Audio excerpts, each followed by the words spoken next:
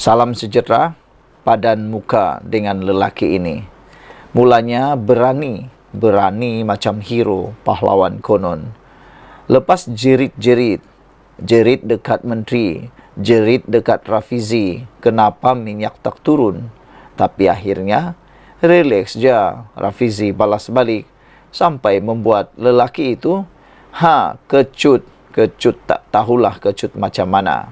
Sehingga ada netizen kata, memang kecut sehingga kecut sekecut-kecutnya. Satu klip video tersebar di media sosial selepas seorang lelaki berteriak mempersoalkan mengapa harga minyak tidak turun ketika Menteri Ekonomi Rafizi Ramli sedang menyampaikan ucapan. Majlis Pelancaran Jentera Perpaduan untuk Pilihan Raya Kecil Sungai Bakap malam tadi seterusnya bertukar sedikit gamat. Namun, naib Presiden PKR itu langsung tidak melatah. Lelaki yang berada dalam kalangan penyokong itu kemudiannya dijemput oleh Rafizi untuk naik ke atas pentas bagi memudahkan beliau memberikan penjelasan secara terus sambil disahut hadirin. Walaupun lelaki itu enggan, Rafizi tetap memberi penjelasan buat hadirin yang datang. Soalan itu yang diteriak-teriakkan itu dibangkitkan, dipercayai susulan pengumuman penetapan harga runcit diesel pada RM3.35 seliter bermula tengah malam tadi di stesen minyak seluruh semenanjung Malaysia. Rafizi berkata, kerajaan tidak pernah membatalkan subsidi bahan api, termasuk diesel yang mencecah 60 bilion setahun. Sebaliknya, mengalihkannya dengan memberikannya terus kepada rakyat. Beliau berkata sebelum ini, subsidi terbabit dibayar kepada beberapa syarikat minyak saban tahun. Berbeza dengan tindakan kerajaan ketika ini yang terus mengagihkannya termasuk kepada keluarga yang menikmati pembiayaan serendah RM200 hingga RM500 sebulan. Zaman minyak dulu yang harga RM1.90 tahu tak berapa harga minyak mentah ketika itu. Tahu tak berapa subsidi yang kerajaan kena belanjakan? Sikit saja ditanggung kerajaan kerana masa itu subsidi kena belanja 3 bilion daripada 200 bilion lebih bajet. Sekarang ini subsidi 60 bilion dengan harga minyak mentah $80 setong. Saya sebut dulu turunkan harga minyak. Kalau harga minyak mentah rendah dan subsidi itu masih lagi boleh ditangguh, kenapa nak hapuskan subsidi? Sekarang, bila subsidi sudah jadi 80 bilion ringgit, nak buat sekolah tak boleh, nak naik gaji tak boleh, dan subsidi menyebabkan harga minyak yang rendah itu yang dapatnya orang kaya-kaya. Bukankah lebih baik kita alihkan subsidi itu? Bukanlah kita batalkan, kata Rafizi lagi. Kita alih subsidi maksudnya subsidi terus diberi. Diesel kenderaan awam, lori kecil, pickup, peniaga semua dapat. Malah orang biasa gaji 100,000 ke bawah setahun pun dapat, atau kita agihkan kepada keluarga biar dapat subsidi minyak tiap-tiap bulan 200, 300, 400 atau 500 katanya lagi. Dalam pada itu, Rafizi turut menyuarakan keyakinan bahawa rakyat akan dapat melihat dengan lebih baik bagaimana peruntukan subsidi itu disalurkan kepada isi rumah berbanding terus dibayar kepada syarikat minyak. Sekian dulu untuk kali ini. Jangan lupa tinggalkan komen anda, tekan butang subscribe. Kita jumpa lagi. Bye-bye. Salam sejahtera. Subsidi diesel bersasar. Kalau pas kata okey, walaun kenala walau. Setiausaha Agung PAS Umum di Facebook pada 9 Jun 2024 bahawa PAS sokong matlamat baik kerajaan untuk langkah ini. Walaupun bolehlah rileks dan wala keputusan PAS pusat. PAS tekankan pelaksanaan tak bebankan rakyat, seperti diulang-ulang oleh Perdana Menteri ke-10. Awal-awal memang ada benda yang perlu diperbaiki, tapi kalau tak mula, macam mana nak tahu? Dari tahun 2010, semua kerajaan BN, PH, PN cakap nak buat penyesaran subsidi ini, tapi tak buat-buat juga. Hanya cakap tapi tak berani buat. Kerana engkau tahu, dan kita semua tahu, perkara ini adalah perkara yang tidak popular. Bila tidak popular, besar kemungkinan akan menyebabkan undi mungkin banyak yang hilang. Itu saja yang dikejar oleh mereka. Berbeza dengan Perdana Menteri Anwar Ibrahim, meskipun perkara ini bukanlah popular, tidak disenangi dan mudah dispin, mudah ditunggang isunya oleh orang lain, terutamanya pembangkang ataupun musuh, tapi Anwar Ibrahim tetap mengambil langkah, ambil saja. Yang penting kerajaan negara dapat diselamatkan dan juga rakyat dapat diperjuangkan. Apa nak buat dengan penjimatan 4 bilion ringgit setahun lepas hapus subsidi pukal diesel? Duit itu boleh guna untuk pastikan harga barang dan kos makanan kekal murah. Caranya, nombor 1, subsidi kurangkan kos pengangkutan logistik. 2, subsidi petani dan nelayan untuk rendahkan kos pengeluaran makanan. 3, subsidi tunai terus ke akaun individu yang layak.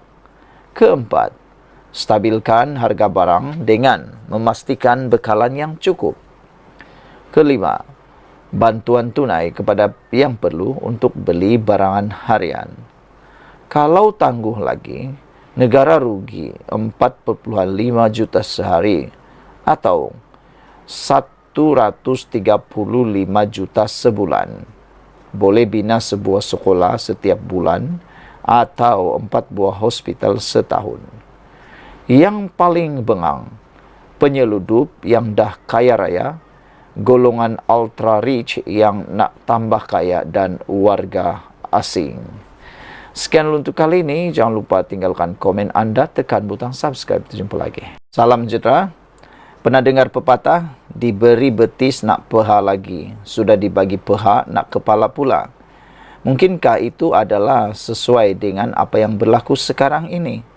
Lepas kerajaan bagi akaun 3, muncul pula demonstrasi tuntut pengeluaran akaun 1. Biarpun KWSP memperkenalkan akaun 3 yang membolehkan ahli mereka mengeluarkan simpanan bila-bila masa, namun masih ada desakan yang menuntut pengeluaran dari akaun 1. Hari ini dilaporkan satu demonstrasi aman diadakan di hadapan bangunan Menara Kumpulan Wang Simpanan Pekerja KWSP, kawasan Damansara, untuk menuntut kerajaan membenarkan pengeluaran bersasar kepada pencarum yang tiada lagi baki di akaun 2. Demonstrasi tersebut dilakukan sekumpulan pencarum bersama 3 pertubuhan bukan kerajaan NGO supaya akaun 1, akaun persaraan, dibenarkan untuk dikeluarkan. Ia turut disertai ahli Parlimen Tasik Gelugur, Datuk Wan Saiful Wanjan. Wan Saiful berkata, beliau bersama wakil NGO lain hadir menyatakan sokongan serta menghantar memorandum tuntutan kepada pihak KWSP bagi memastikan supaya suara rakyat sebagai pencarum dapat didengari. Apa yang dimohon oleh mereka yang berkumpul pada hari ini adalah pengeluaran secara bersasar. Kalau betul-betul perlu, baru boleh keluarkan. Ini jauh lebih rasional, kata beliau. Saya harap hari ini pihak KWSP dan kerajaan dapat mendengar rintihan dan keluhan daripada pencarum-pencarum itu sendiri, kata beliau lagi. Saya akan terus bawa tuntutan ini di peringkat parlimen, tetapi kesukaran yang kita hadapi ialah kerajaan tidak dengar apa yang kita suarakan, katanya ketika ditemui petugas media di hadapan menara KWSP hari ini. Namun demikian, saudara-saudara sekalian, apa yang tidak mungkin diberitahu oleh Wan Saiful Wan Jan ialah bagaimana kehidupan para pencarum selepas habis bekerja ataupun selepas pencen. Kalau semua simpanan mereka di KWSP itu habis. Anwar Ibrahim pernah berkata bahawa masa depan para pekerja itu perlu dijaga juga, bukan pada hari ini saja. Bagaimana 10 tahun akan datang, 20 tahun akan datang, itu perlu difikirkan. Tapi biasalah, ada orang ini suka mengambil berbagai isu itu untuk dipolitikkan, nak menunggang untuk menjadi isu bahan, nak mahu konon-konon membantu, tapi sebenarnya hanya untuk mau menunggang mendapatkan perhatian. Saudara-saudara sekalian, nak tanya satu hal lah, kalau semua uang caruman pencarum KWSP ini dibenarkan keluar, nanti sudah pencen, tiba-tiba tak boleh kerja, duit nak dapat dari mana? Nak tanyalah Wan Saiful Wan Jan, bolehkah Wan Saiful Wan Jan membantu pencarum-pencarum itu? Sanggupkah beliau datang turun bagi duit? Itu persoalannya. Kadang-kadang orang ni dia tak memikirkan masa depan, dia hanya memikirkan apa yang dia perlukan pada masa kini. Apalah pendapat anda semua? Sila tinggalkan komen anda, tekan butang subscribe. Kita jumpa lagi. Salam sejahtera. Jaga rumah sendiri dulu. Tak payah kait isu air dengan kaum. Ini jawapan Koyo kepada Sanusi. Pedas, padu, pahit, pedih dan memang sekolahkan Sanusi kau-kau. Saudara-saudara sekalian, beberapa hari yang lepas Sanusi mengatakan bahawa Kedah bersedia menjual menjual air kepada Pulau Pinang. Namun demikian, seorang Mazir Khalid, bekas pemimpin, bukan bekas, dia ialah pemimpin UMNO, telah pun mengecam Sanusi. Kata beliau, margin air Kedah pun hanya 1%, nak jual lagi. Kedah pun ada masalah air, nak jual pula. Ada yang tanya, Kedah dah bankrupt ke? Kata mereka. Dulu taklah sampai begitu. Kenapa ni Sanusi? Kata netizen. Ketua Menteri Pulau Pinang, Chow Kon Yeow, meminta Menteri Besar Kedah, Datuk Seri Muhammad Sanusi Maknor, supaya menjaga halaman rumah sendiri terlebih dahulu sebelum menawarkan untuk menjual air terawat kepada Pulau Pinang. Kon Yeow berkata, Muhammad Sanusi sepatutnya menjaga negeri sendiri sebelum mendakwa Pulau Pinang tidak mempunyai air walaupun menjadi negeri membangun.